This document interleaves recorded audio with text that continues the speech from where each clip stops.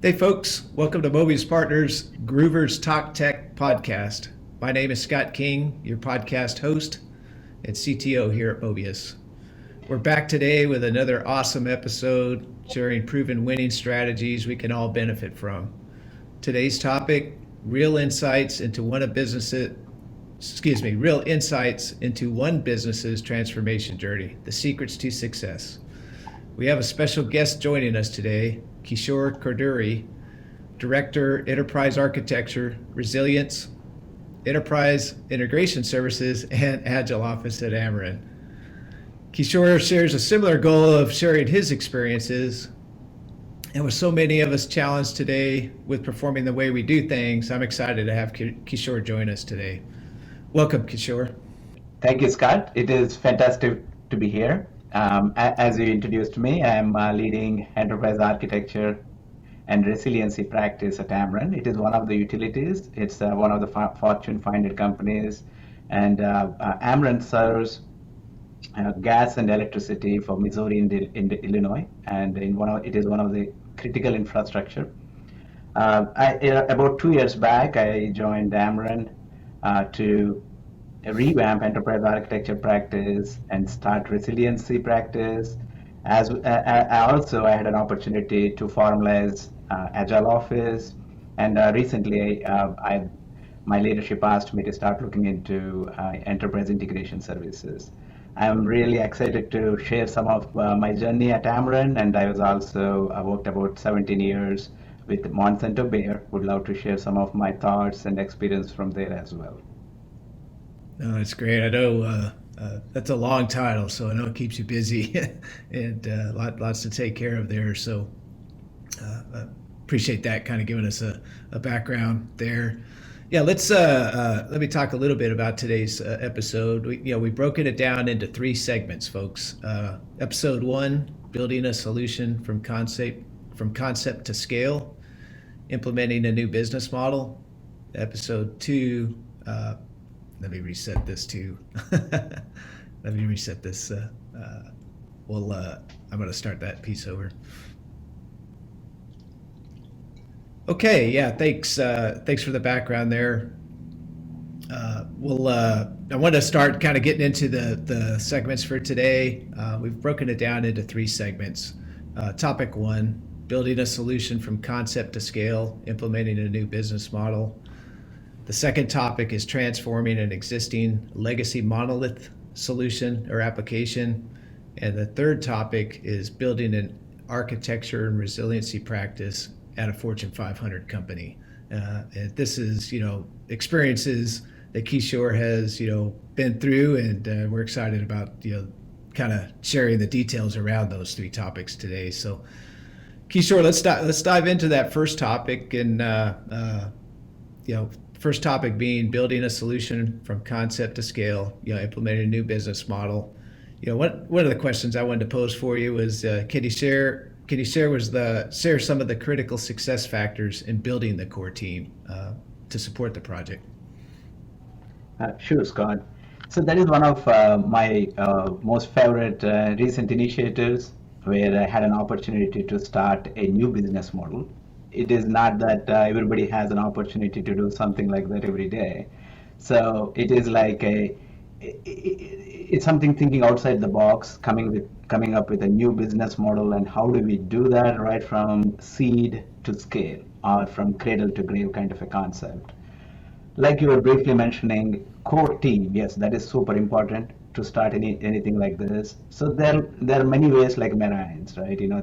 They jump in, try to understand what is the problem at hand, and we build the rest of the teams around them, and they come and understand the problem and put the foundation in place, so that product builds over the foundation. Before we start any core team, the first and foremost what we need to do is try to understand what is the problem we are trying to solve. So for that, probably a couple of leaders need to go and assess, okay, is this the problem we're trying to solve? What is the success criteria going to look like? And then bring in both functional as well as technical folks. So when we are thinking about the core team, it is not just the subject matter experts. They also need to have a good team building and also soft skills around them. So the way we did it to solve this particular problem, we had some very seasoned people who has done this kind of things in the past and have really good understanding with the people aspect and also network. So we got them in, and sometimes you need to pull them from various teams you have, or sometimes you have to go outside your organization, beg, borrow, or in sometimes you have to, if you do not have the right talent, what you're trying to solve, you may have to go to your vendors and get some of those critical people. Once you have them, try to build what is the success criteria going to look like. And then I think it is very important for us to have some sort of a role and responsibilities defined. We don't have to create a big long Excel, but we need to have at least a high level view of, hey, this is what this particular role is looking for. This is the role responsibility looks like. So we do not have a lot of gaps. Once we build this core team, then you use those people as seeds to build the rest of the organization, rest of the product teams with those as the anchors. Hope that helps a little bit. It does, yeah. I mean, so important to get kind of that diversity on the team, right? And representations from the different organizations and just folks that not only have kind of skill sets to drive things forward, but the leadership aspects of it. But no, I appreciate you pulling all that information together for us. One thing I wanted to ask, you hit on it a little bit. Part of the once the core team is built, from the perspective of when do when do you look at or when do you consider as part of that process the leveraging external partnerships where potentially you need to scale your internal teams or you need expertise that's outside of what's available to you internally? Maybe you could talk to that a little bit. Yeah, sure. I think external partnerships are very critical for organizational success. You always need to see what is excellence looks like, not just from internal perspective, from the industry perspective, right? Mm-hmm. So there are various things you can do from external engagement perspective. The first one comes to mind is engaging industry consortiums. Like for example, utilities are uniquely placed in this.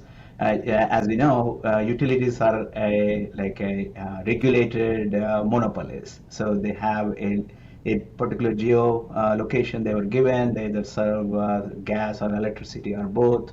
So there are some utility consortiums where they're very free to share to good extent what is working well for them, what is not working well for them, and what are some of the industry best practices. There are quite a few industry consortiums you can leverage.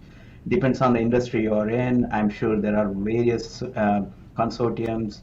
Either you can put a question or you join those user groups or you have those some sort of industry groups which you participate and learn best practices.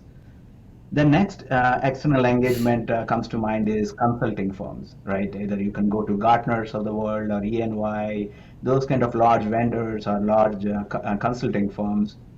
They will share what is the best industry practice for this. Mm-hmm. To the most part, what we are trying to solve is not extremely unique for just for that particular product team or for that particular organization. There are some unique aspects to it, but to the most part, this particular problem is solved many times over, right? So, having a good understanding on what is happening, in the industry and understanding the best practices. And the third external engagement comes to mind is product vendors. So I had an opportunity to work in this, like SAP, for example. We implemented a particular industry solution in partnership with SAP. They call it co-innovation. So they also try to invest time, energy, money into this. So you are working together with them and trying to get best practices from SAP perspective, their industry experience, Mm-hmm. and also leverage all the existing functionalities and products they may have. And I had a similar opportunity working with Salesforce as well. So AWS, I was told, is doing something very similar, even though I did not do that with them, any engagement with them directly. So that is another venue you want to explore. The last one comes to mind is SI vendors. What I mean by that is like Infosys of the world or Accentures. Mm-hmm. they also co-invest and co-invent with you.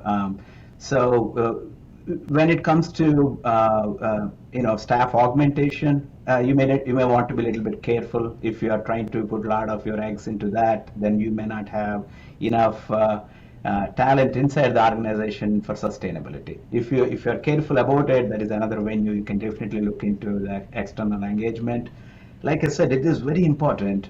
Just we should not be like a frog in a well. You're just looking only what is happening inside. You should have a perspective into what is happening outside and try to bring that excellence in.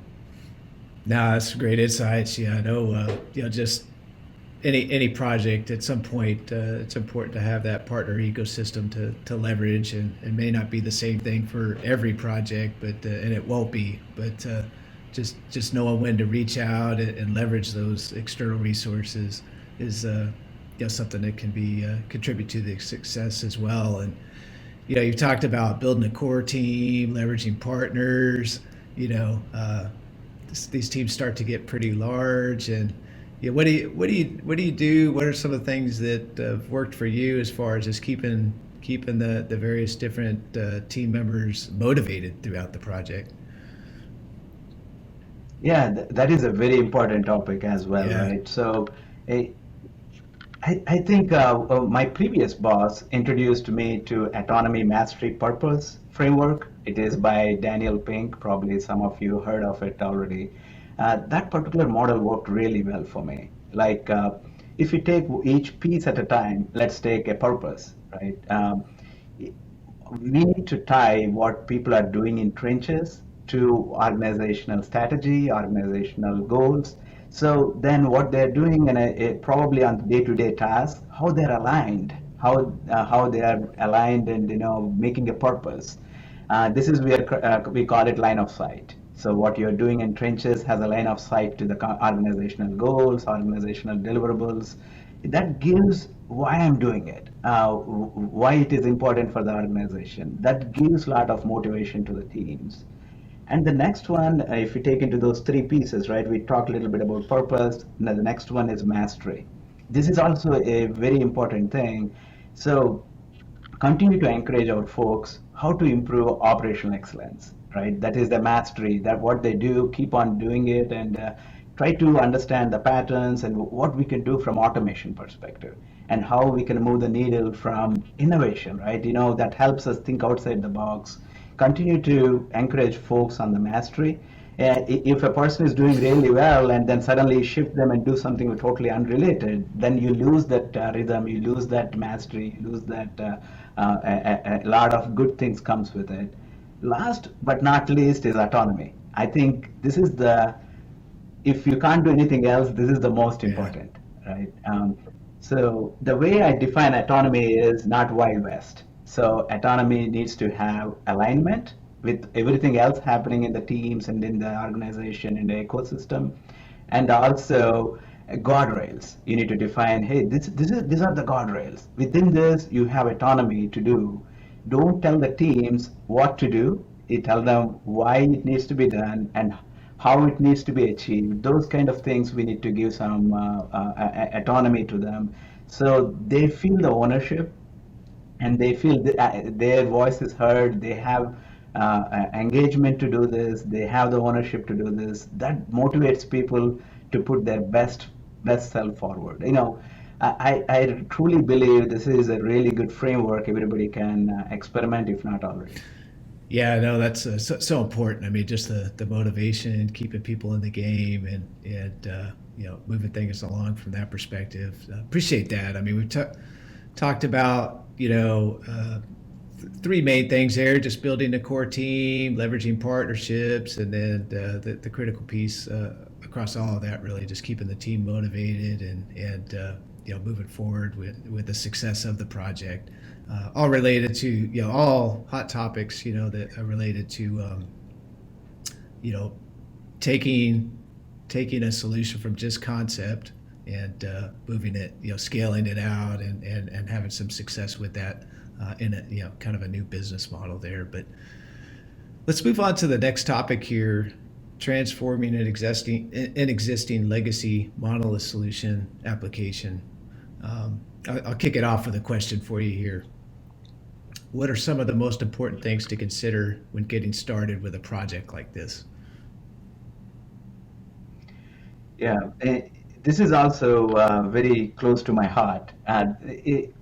In the utility sector I was in, and before that I was in ag sector, agriculture sector.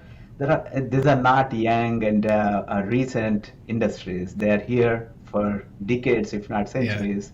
So there's a lot of legacy, right? So the business was running before IT was there, and after IT started introduced, there are a lot of systems built along the way. So they were built with right intent, and they were built with the best technology available at the date. As things progress, the scale is different, the user expectations were different, what we want to accomplish with these systems are different. So transforming these initiatives, transforming these products into new ways of working is very critical.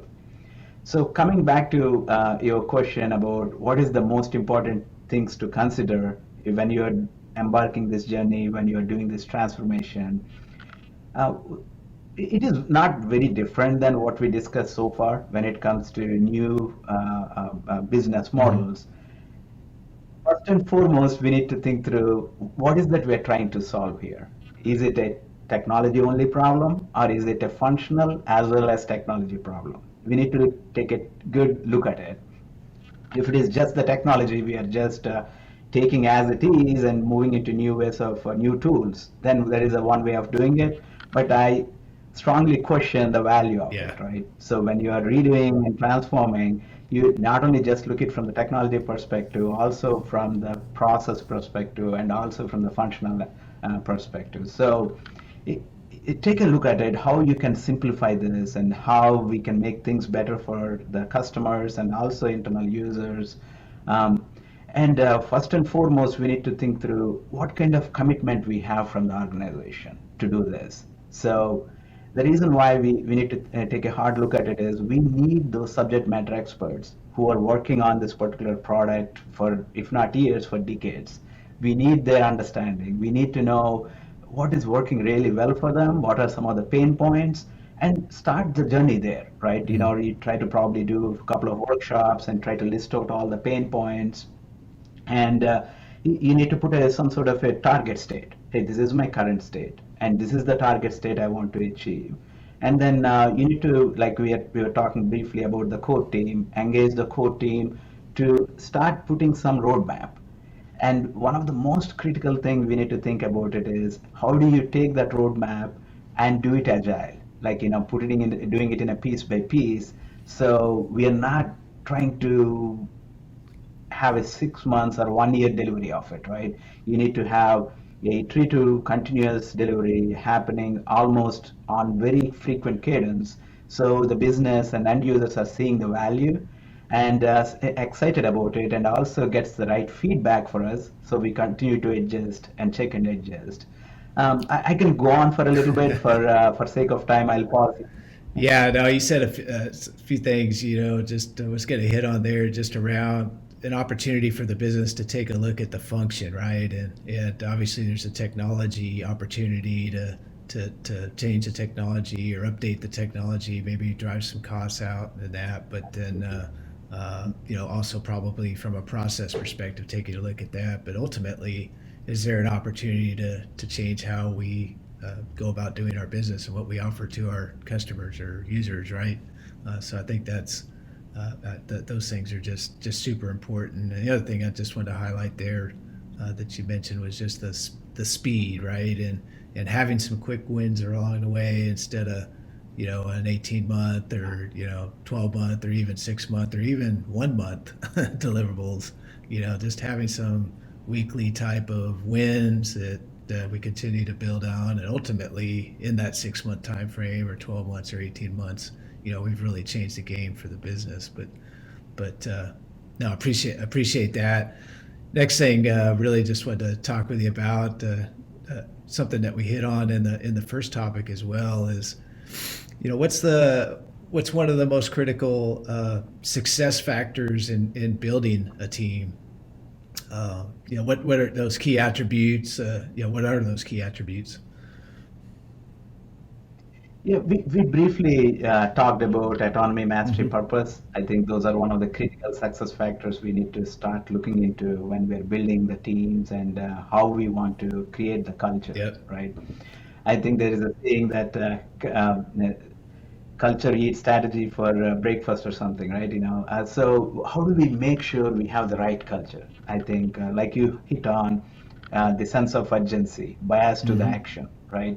We don't want to get into analysis paralysis, or we keep thinking about it, not doing much Yep. of it, right? So that is very important for success. Along with that is transparency, right? We need to bring a team with a sense of transparency, courage, and candor. It's okay to say what is working, what is not working well.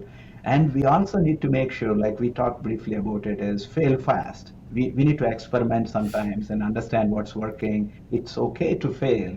You don't want to fail catastrophically in production, but it's okay to fail and you try it out and say, hey, this is working, it's not for Yeah. me, right? Um, and we also talked a little bit about autonomy, which is very much in line with a culture of servant leadership.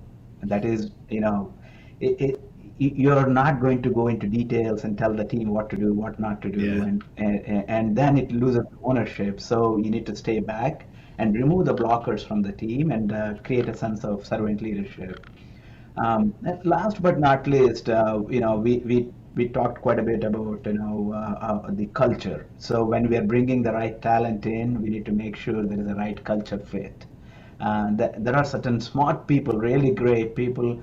If they're creating some toxic environment in the team, we need to look through this and how best to mitigate it. And if there is a price you are paying for that, is it mitigated with the value you are getting? And constantly review that and make sure the culture stays put. Um, One brief thing I want to talk here about, there is a book called Loom Shots and by Hmm. Saif. Um, and in that book, it talks about love your artists and soldiers equally. I guess what the other means by that is we need artists, so who are really thinking outside the box and trying to pave the path and trying to do all new things and exploring new tools and technologies. And also we need soldiers who are enabling those, who are making things work better for us, operationally excellent. So we need to love both of those personas equally to have a successful delivery. Yeah, that's a great point. I just kind of go back. You mentioned the culture is just so key to from a team perspective, having the right individuals and really everybody contributing to that culture, right, and being bought into whatever it is the team's delivering. But as important to that, just personally with taking care of the team members and looking out for each other and all the things that make for you know winning with any team across really anything that we do in life. So important aspect of that. I don't think we talk about that enough, and it seems to be getting a lot more consideration here of late for sure. Yeah. I agree. From a methodology perspective, what are some of the key components to consider there? When it comes to methodology, typically the way I look at it is a three-piece thing, right? People, process, Hmm. technology. And when it comes to process, we already briefly talked about it. When we are embarking into this, when we are going through this, transforming a monolith or a legacy application into new modern ways of doing it. So it starts with understanding the problem, which is like conducting workshops, understanding pain points. It is very important to understand what is our current state. So having a real good visibility into what is our current state looks like and what is that we want to do. Those kind of things are super important. I think that is where the process starts. And you need to go through this agile journey, like which is including a requirement traceability and demoing working software to your functional as well as digital leaders and getting the real-time feedback. And you also need to look into not just inside the team, outside the team. What are your financial policies Hmm. going to look like? Are we overly compensating for a particular kind of activity? Are we really more capital focused? and we are very much shy of doing any OPEX, then it is creating a lot of products, but we are not supporting them. We are not doing a good job of upgrading them. That may create problems. So you need to look into a process from both inside and outside perspective. Then I switched to the technology aspects of it. Are we using a right tool or right technology to solve the problem, or we're using just the technology for the sake of it? And like I was saying briefly, you need to have the fail fast, understanding, do proof of concepts, and again, another critical thing learning from my previous experiences is first few sprints you need to really allocate to do the technical foundations. What is that technical foundation we really need to build? I go with the iceberg analogy. So in first few sprints, probably you'll see only tip of the iceberg from the functionality perspective. There a lot goes in from the technology perspective, like you are creating a framework for logging or monitoring or alerting, and you're creating a solid foundation for unit testing, performance testing. Those kind of things are super important. Those things you need to put it as forefront. Usually, if you do not do it in the front and you're all focused on creating a drop down or a button to show the users, then sometimes you may not get enough time to do these things later time. So you start cutting corners. You have a product at the end of it which may not be sustainable. And like I was briefly talking about, focus on automation. You think about how much we can automate, either from testing perspective or anything around it, right? That helps you quite a bit in your journey as we go. The last leg of the tool, in the three-legged stool here, is the people. So everything boils down to the talent and the people you have. You're only as good as the team you got. So like we talked about, culture of transparency, autonomy with guardrails, focus on those. That helps us quite a bit. And also work with your HR, if you did not already, to understand how you're incentivizing your team or your people. The incentivization needs to be aligned with the culture and what you want to drive and where you want to go. So that's what comes to mind when driving something like this, a methodology perspective. It may not be only to this particular transformational initiative. It may apply for everything else we do at IT in general. Absolutely. It's funny. It kind of, from a methodology perspective, you go back, people, process, and technology. It's something that's been around for a long time, right? And we're still is very relevant today. But then you add some of the new approaches, around agile and those kind of things, and really accelerating that. But a lot of it goes back to those core, metrics that we've counted on through the years. But talking about metrics, let's hit on the topic of as you're working through the transition of a legacy solution, to kind of a newer approach to doing things. We've talked a lot about that. How do you measure the success, along the way, but just also ongoing? Yeah, that's another great point. Before I get into it, I just wanted to add one quick thought from our previous conversation here, right? So, from methodology perspective, I think we talked briefly about continuous delivery and taking a bigger problem and chipping it to smaller pieces so we see the progress. That is also super important. I just wanted to reiterate that. And moving on to the metrics, there is a saying, if you can't measure, you can't make progress. So that is where it goes. I think if you really want to achieve excellence, you need to have a way of measuring it and continuously improving what you're doing. Either it is from various aspects, right? Whether it is from the delivery perspective or in the talent, how you are bringing leadership or you are creating right talent, and uh, and also from the process, how quickly you are moving these things forward. So all three quadrants there. Um, just thinking out loud here, coming to the metrics in the planning. So we talked briefly about the line of sight. I think when we are doing a planning sessions, when we are kickstarting this process, having a real good understanding of the current state and also the future state is important to have a really good roadmap. In that context, having some measures so people really understand what is that we are trying to achieve. Either it can be as simple as having some surveys or having some sort of a mechanism to understand is people are all on the same page or not. This is very important for us to move the needle. So during planning, during the initial phase, some sort of a measure to align everybody and track it is going to help us in long term. Once we finish up this initial planning, then we start doing the sprint plannings and sprint executions. I think this is where I think we need to double down on the metrics, which starting from requirement traceability. The way we have done, which worked really well, is having a good, solid working agreement and start measuring people if we are following this measuring agreements.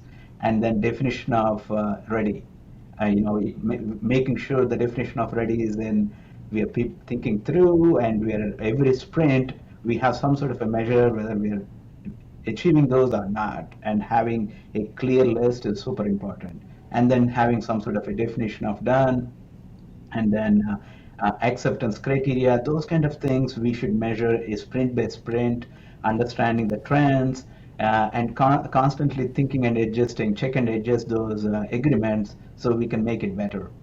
And from technical deliverables, with the DevOps perspective, we need to make sure there is the right test coverage, and either you're using Sonar Cube for code quality or something like that, and how many releases are we doing, how many production issues we are seeing, or test defects, how many, everything around it. It is not to point fingers at anybody. It is more about understanding what is happening, how to discover some of the trends and help teams to make things better for them, right? That is the lens we need to look into, and make these measures visible. Either you start putting these as part of your demos with your stakeholders, or having some sort of a board in virtual board or whatnot, so people can go and check it on a periodic basis. The more visible you make this, the better it is for the team health. And so we are not pushing something under the rug, with the right intention of making things better. And another measure comes to mind is around understanding the engagement, right? Either it is engagement from the team perspective or the business perspective. Like, for example, we used to do like periodic net promoter score surveys. This is to understand how engaged our teams are, how engaged our end users are, where there is a opportunity, how we can double down on those. Uh, that is from the delivery aspect of it. From the organizational perspective, having a pulse survey, having a periodic surveys going to random users and understanding how they are feeling. It may be as simple as two questions. How are you feeling? A 5-star thing, right? Whether 1 star or 3 star, and then one comment box so people can share what is that they have in their mind. And then it is randomly going into various team members, and you collect every these survey metrics anonymously and start building the trend. We used to do this in the past, and it used to give organizational pulse very quickly, and it used to help us drive certain policies and also try to understand what is working or not working. And then you can do the regular, long, comprehensive organizational surveys like once a quarter or every other quarter kind of a thing, to understand the organizational culture, how we are doing as a team all together. Yeah, I think just a lot of great points there. I think from a transparency perspective, just sharing those metrics with with the team throughout, right, and not just sharing what they want to hear or what everybody wants to hear within the organization, but sharing like, here, this is really where we're at. And obviously, when you're setting metrics like this, it's going to take time to they'll evolve over time, and some might not mean as much as they did earlier on in the life cycle and those kind of things. But super important just to to be transparent, I guess the point the point there. And another thing I just was going to re-emphasize for you as well is that continuous delivery. So much of many of these projects, it's an application that's being looked at, it's business process. We get caught up early in that life cycle. We forget about how to operate it and run it over time. And you talked about application performance and testing and defect tracking and making sure the requirements are still being functionally met, and the other big key point there that you mentioned was automation. How quickly can and if it's something that can be automated, let's automate it. And gain the efficiencies and the productivity gains from that perspective. But all great points. No trivial type of project doing that, and just your experiences there. I'm sure the listeners will get some really good value out of that. Thanks, Kishore. Yeah, let's go on to topic 3 here: building an architecture and resiliency practice at a Fortune 500 company. I'll get us started here. Please share. Go ahead and share your journey and future state of building an architecture and resiliency practice at a Fortune 500 company. Yeah, this is an exciting topic as well. So I'm very fortunate to revamp enterprise architecture practice at a Fortune 500 company, and also starting a resiliency practice. So anything like anything else, it all starts with the team. And how do you make sure you have the right core team, right talent to start this practice?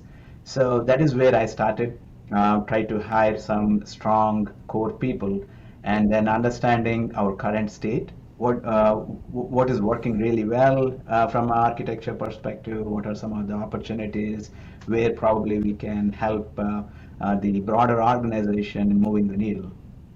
And then we started looking into the guiding principles. So we need to start establishing some guiding principles for the team. Like, for example, our guiding principles are like engage early, foster innovation, build culture of sharing, keep it simple, partnership over policing, customer focus. So these are some of the guiding principles. Those are our yardstick. We start using and measuring to move the team forward.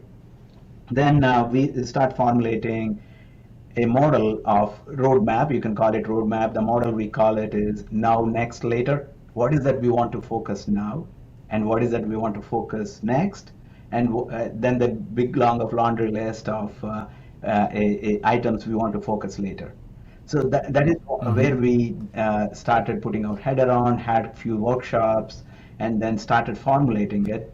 Based on all of these understandings and have various interviews with the key stakeholders, talking to various other leaders across various verticals, I started looking into this as we need to have portfolio architecture where there are certain architects focused on each portfolio, understanding what is happening from the functional perspective and technical perspective, try to formulate technology roadmaps, and doubling down on some of the key initiatives, trying to understand some of the key pain points, understanding what needs to be done. That is from the portfolio perspective. Also, having a view into enterprise. That is one part of the architecture. You can think about functional verticals, a particular architect assigned to each functional vertical. Then I started doubling down on domain architecture, which is like a technical domains like cloud, GAS, or data analytics. Those folks go horizontal across these functional verticals. And then I started solution architecture practice. That is where you take some of the critical initiatives and embed a solution architect who understand how best to architect it, and also going into some of the critical design components, not from within the application, also all the boundary systems. Like, for example, we need to connect to ERP, we need to connect to another critical backend system. How do we do this? How do we design this and architect this? So those are the things we focused primarily. And then we started looking into organization-wide process improvements. Like, how do we take this architecture review board? How do we make it better? Like, one of the guiding principles we have is partnership over policing. So it is not about just tell you what to do. We also want to partner with you how to do it together, right? That is the approach we started Hmm. doing it. It started resonating with the people and they started engaging us a lot more. We just don't want to be like a person in the ivory tower. We want it to be really build strong partnership, work with them in the trenches, understanding their pain points and so on. And when it comes to the later part, we wanted to start looking into business architecture, how to improve those, and everything like that. So that is briefly about my enterprise architecture journey. As second part of Hmm. your question is around resiliency, I'll quickly jump to that. When we started resiliency, the resiliency is super critical, was always very important. With COVID, it really got enhanced, like a shot in the arm kind of a thing. So there is a lot more Hmm. emphasis on resiliency. So that really helped me to get the right traction and also leadership support. My leadership was very supportive of resiliency, very excited about making changes. So that also helped quite a bit. It is like anything else, like I was just talking about, understanding the current state, what kind of investments we need to drive to the future state, how best we can do it iteratively, like defining right policies, gathering evidences for what is happening in the test, what did you do DR test, did you do performance test, and so on, and mapping all dependencies. There are so many dependencies between the apps, inside apps. And then last but not least is motivating organization on this, right? It is not as delivering a product and doing a check mark. It is more about Hmm. understanding the resiliency, high availability, and performance and all other aspects of it. I think from both teams' perspective, I think that teams are doing fantastic job and we are maturing quite well. I can't say enough good things about the team. All the credit goes to the team and the dedication and engagement on this. Yeah, it seems like on all three topics today, it kind of boils down to the success. A lot of them is that the people aspect, right, and the team that's built, and it seems to be at the core of all this, uh, which is becoming more and more evident these days. I was going to ask you. I don't mean to put you on the spot here. Really, just from an architecture resiliency perspective, you hit on a lot of things. Were there resources or mentors or where where did you go to kind of to build out your personal capabilities there? Were there folks that what were the resources you leveraged there, Kishore? I just wanted to get your perspective on that. I think the first and foremost is try to go and read through some of the books. There are quite a few books available in various topics. And the next one I would do is there are so many industry consortiums, like we briefly talked about, and partner with Yeah. them and engage with them. And there are resources like industry best practices, Gartners of the world, and Scott, like you are doing some of these podcasts. They're super important to learn the Yeah. perspective from various industry leaders as well as industry practitioners, and listen to understand. I think that is the most important. You just don't listen to defend or don't listen to discount. So once you Hmm. start doing it and people feel like it's okay to share their perspective and what they have done, and we also did book clubs that also helps open up certain things, not just from the technology perspective, also from the relationship perspective. You can bring a lot of good perspectives there. And if it makes sense, go and talk to various similar people in the other industries in your area.